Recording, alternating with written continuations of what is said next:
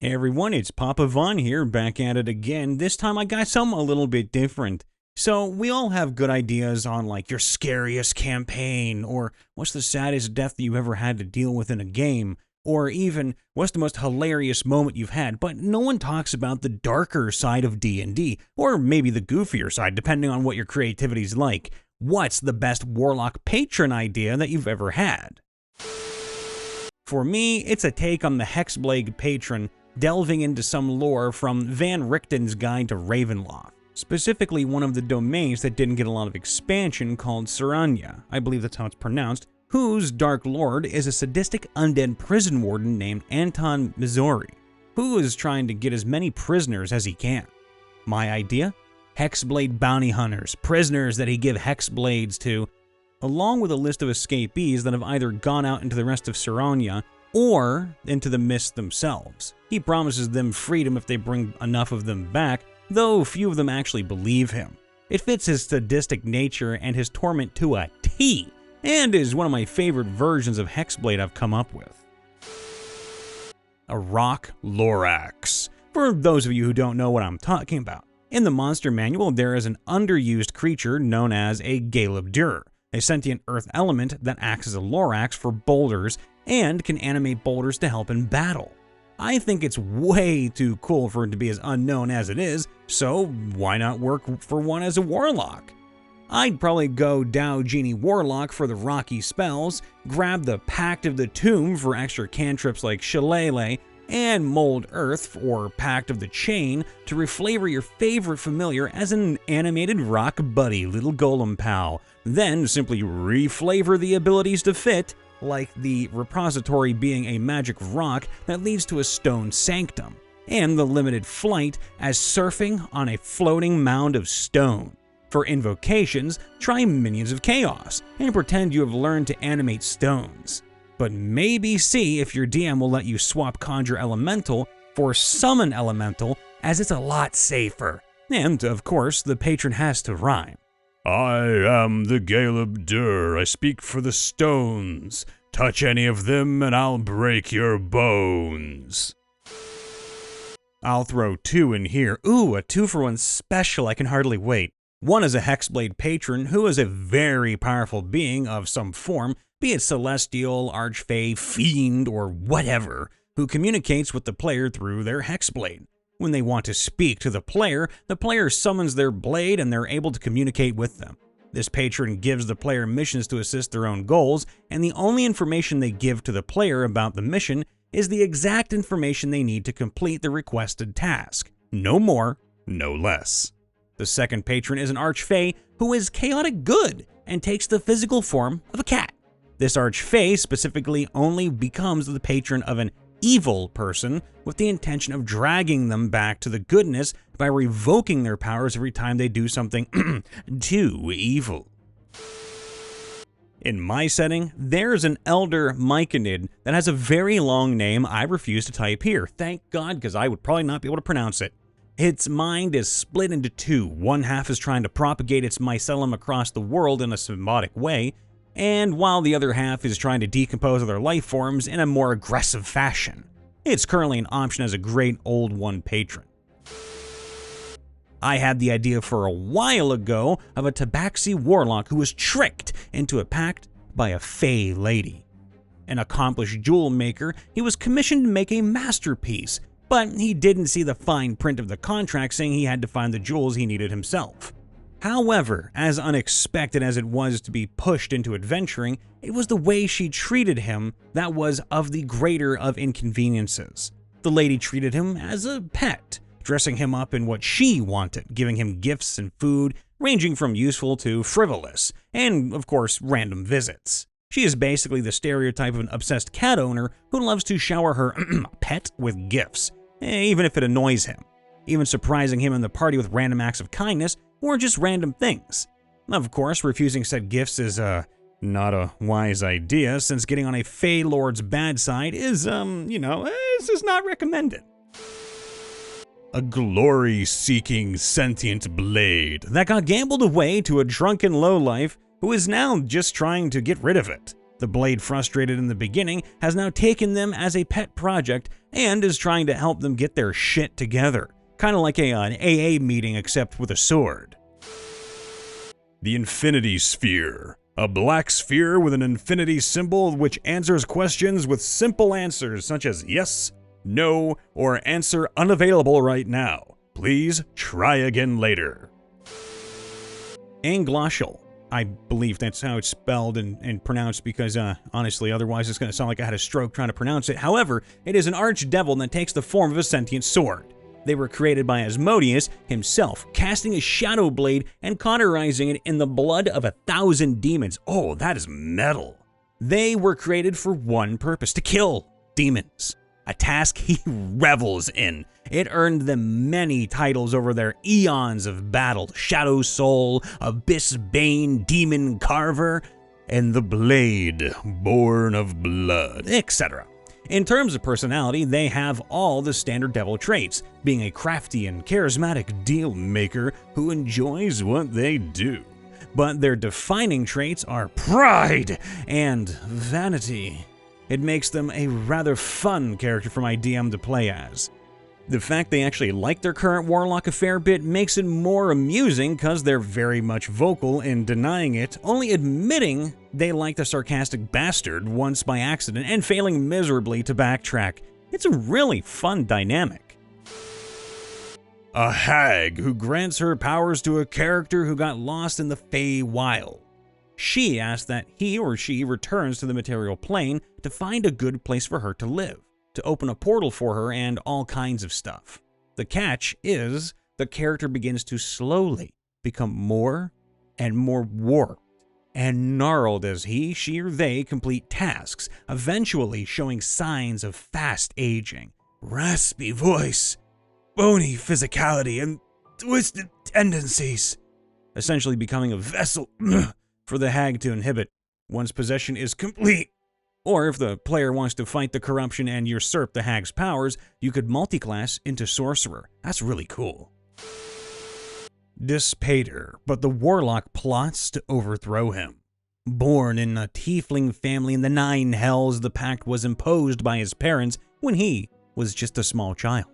For some superficial reason, skin tone, eye color, alignment, disobedience, you know, the warlock is locked in a family dungeon to die. But there he finds remnants of brothers and sisters who had the same fate. One of their skulls, still intact, holds the spirit of a deceased sibling who helps him escape and serves as mentor and a catalyst in his quest against his family and this archdemon. I love that, by the way. I've got 3. Ooh, a 3-for-1 special. I have 3. One is a Fey warlock who made a deal with Santa. Okay, they would need to keep a record of those they encounter who are good and bad, and make or give toys to kids. I love that already. The second works for any flavor of warlock, but would require some cooperation with the DM. You are either your patron in a weakened state, cursed to be stuck in the mortal flesh, or just a small piece of your patron's whole. Think Annie and Clayface from DCAU, or the DC animated universe. The third would use the Hex Blade as a base, and the idea is that of an intelligent and cursed blade, one that possesses and merges minds with its wielder. Kind of like the Witch Blade and how the modern wielder can access the previous user's memories and skills. The Broken God. Inspired but unrelated to the SCP version. A shattered and broken precursor of Primus, scattered across the astral sea.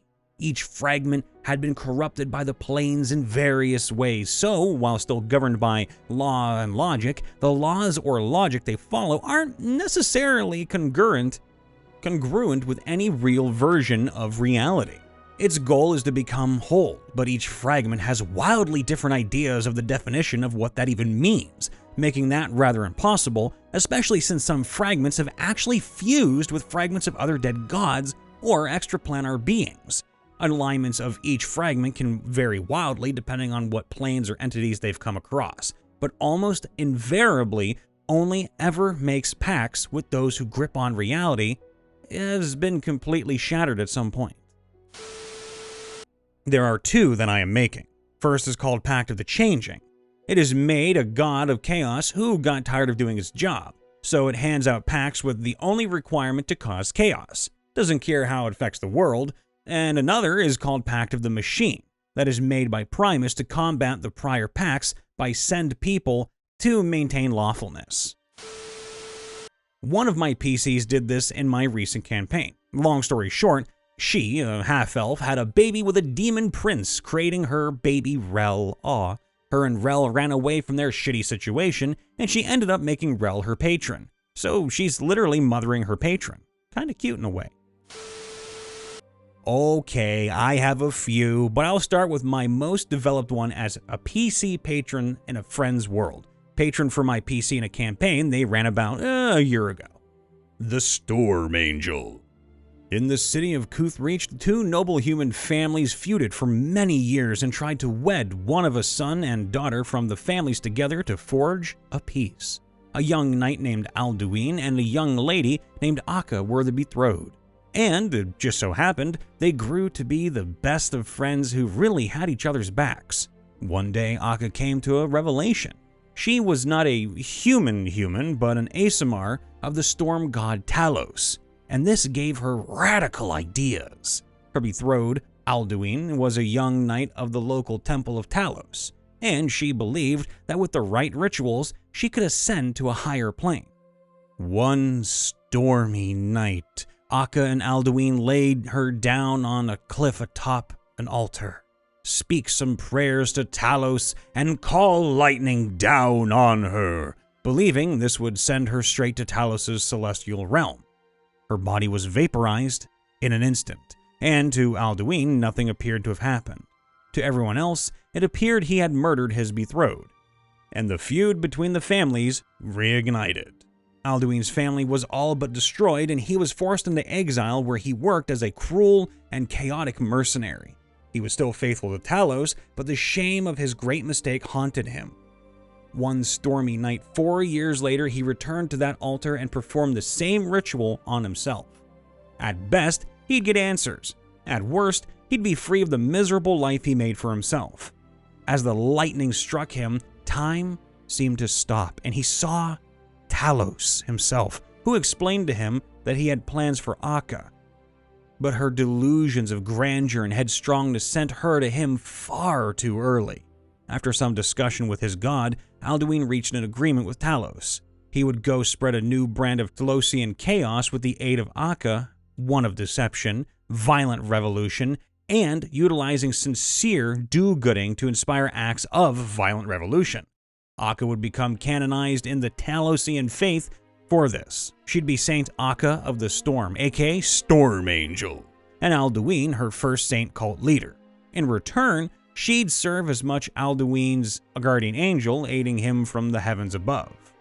This was the setup to my Oath of Treachery Paladin Celestial Warlock multi-class character. That is a weird multi-class, but I love it. And though he joined that game late, he left an impact, successfully overthrowing a government, installed himself in a high position in the new government, and got state blessing for his little saint cult to thrive. Akka, meanwhile, lived on as a powerful celestial entity, a saint within the faith of Talos. Hi everyone, Brian here, obviously checking in after the vid. Make sure to leave a like, to subscribe, and to ring that bell to get notified when we post or when we go live.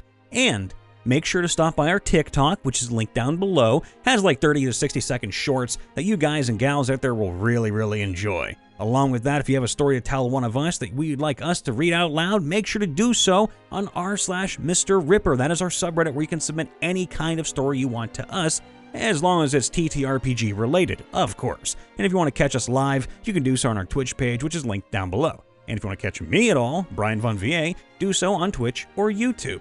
That being said, I try to end things on a positive note, and today is no different.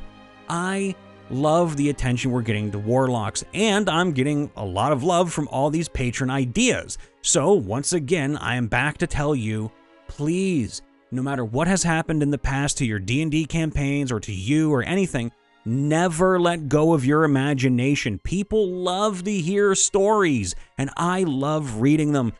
I, for one, love to see unique and creative ideas, because you never know if that might make somebody's day brighter or bigger, Or if, and this is a big stretch, if somebody important who actually has push with something else in the world, like another game or something, might take that idea and run with it. And then years down the line, when you're an old man or an old woman, you look back and you're like, that was my idea. Holy shit, I inspired something. You never know. It's these things that leave an impact, and your ideas are all beautiful. No matter how small they start out, it starts off stupid and cringy and small. We all did. I mean, I did when I was a little kid. But it grows into something beautiful. So never stop being an imaginative person. Just go, be free, let that flourish in life, and keep being the best you that you can be. All the love, everybody. I'll see you next time. Bye for now.